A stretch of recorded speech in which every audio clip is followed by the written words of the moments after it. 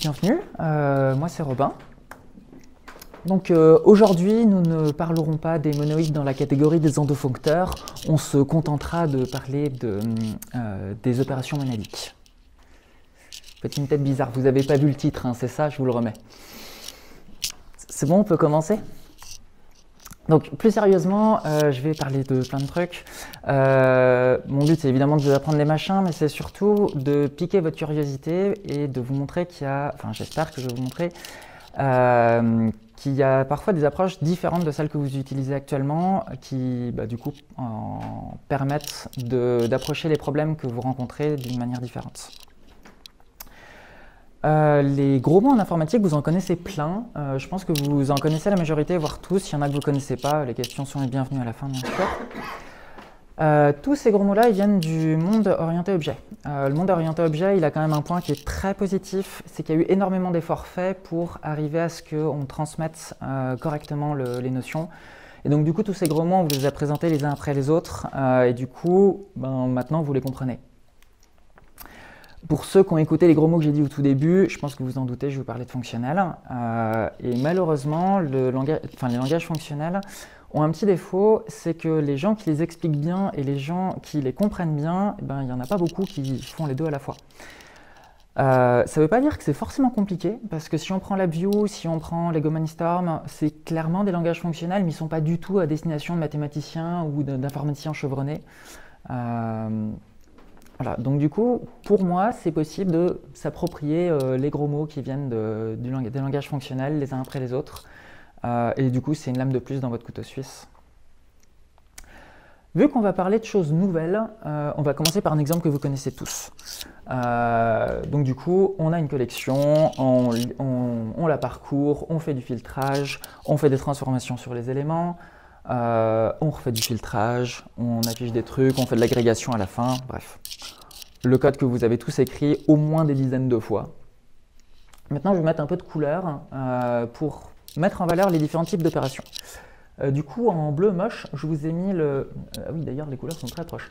Donc, en bleu moche, les zones qui sont ici, je vous ai mis les opérations sur les éléments. En orange, je vous ai mis les opérations sur la collection.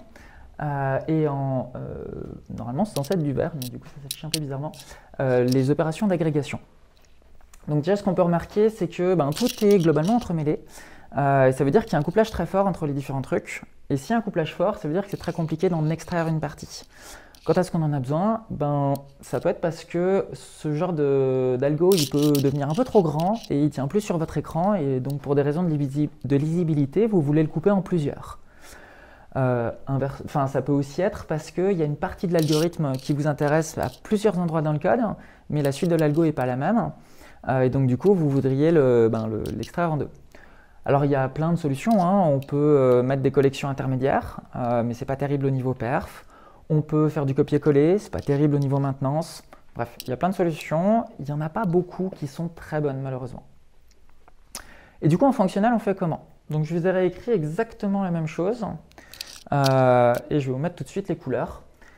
Donc déjà, ce qu'on peut voir immédiatement, c'est que les opérations sur la collection, donc en orange, elles sont toutes nommées. Et elles sont clairement séparées des opérations sur les valeurs, en bleu. Les opérations d'agrégation aussi sont à un seul endroit au lieu d'être éparpillées. Et donc du coup, cette structure, ça fait que les opérations d'agrégation, les opérations sur la collection, elles ont tout à fait leur place dans des librairies. Et inversement, toutes les opérations sur les données, elles ont tout à fait la place dans votre code.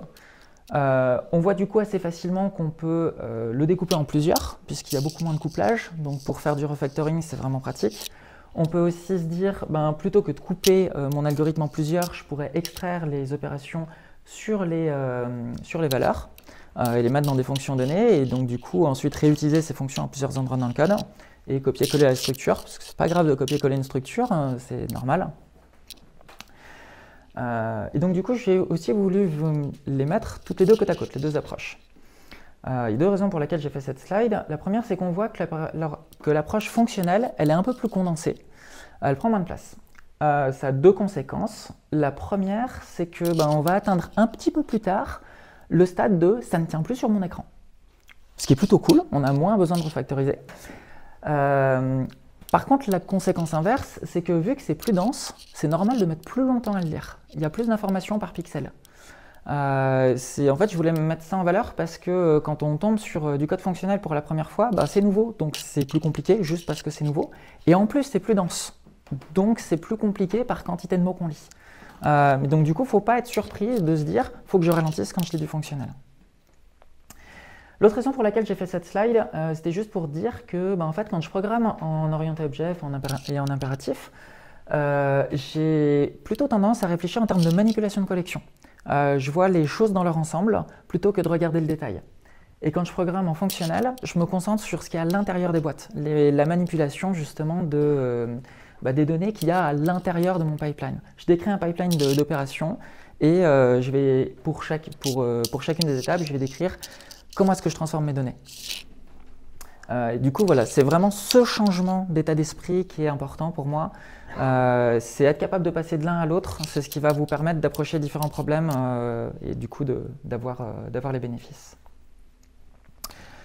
Je prends un autre exemple, une fonction find. Du coup, qu'est-ce que ça renvoie? Vous allez me dire, c'est facile, le truc qu'on cherche. Oui, ça peut aussi renvoyer des erreurs. Là, je l'ai écrit en JavaScript, donc du coup, ça peut être soit une valeur sentinelle, par exemple nul ou -1, ou alors ça pourrait être une exception.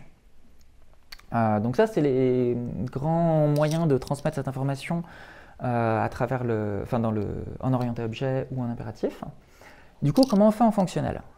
Avant de répondre à cette question, parenthèse. C'est un talk sur les gros mots, donc j'en profite, je vais vous introduire le mot type produit. Mais en vrai, ça veut juste dire structure ou classe, donc un agrégat de champs. Et ce qui va nous intéresser, c'est combien est-ce qu'on peut créer d'instances différentes justement de notre type. Pour ça, on va regarder pour chacun des champs. Donc là, A, c'est un entier de 8 bits, donc il a 256 valeurs possibles. Même chose pour B. Donc ça veut dire qu'on aura 256 fois 256 valeurs possibles pour vec2. C'est pour ça qu'on appelle ça un type produit. Il y a des types produits, il y a des types somme. Donc les types somme, pareil, c'est un gros mot, ça veut dire union taguée, ça veut dire type énuméré, ça veut dire either, bref, il y a plein de mots en fonction du langage que vous utilisez. Et cette fois-ci, on va faire la somme de toutes les valeurs possibles. Donc là, pour mon exemple de poulet, du coup, soit c'est des poussins, soit c'est des poules qui sont pondeuses ou non, soit c'est des coqs. Et vous remarquez que j'ai fait 1 plus 2 plus 1 et pas 1 fois 2 fois 1. Donc il y a 4 possibilités, c'est un type somme. On parlait de quoi déjà? On va revenir à nos moutons, non? Donc on était sur la fonction find, là je vous ai écrit en Rust. Donc on a une référence sur une collection et on renvoie soit une référence sur l'élément qu'on a trouvé, soit rien. Et du coup il y a deux possibilités différentes.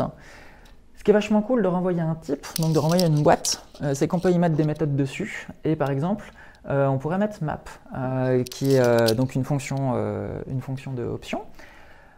Qui permet de transformer le contenu en un autre contenu, s'il y en a, et sinon ça renvoie toujours rien. Donc s'il y avait quelque chose, je renvoie des plans, et s'il n'y avait rien, je renvoie rien.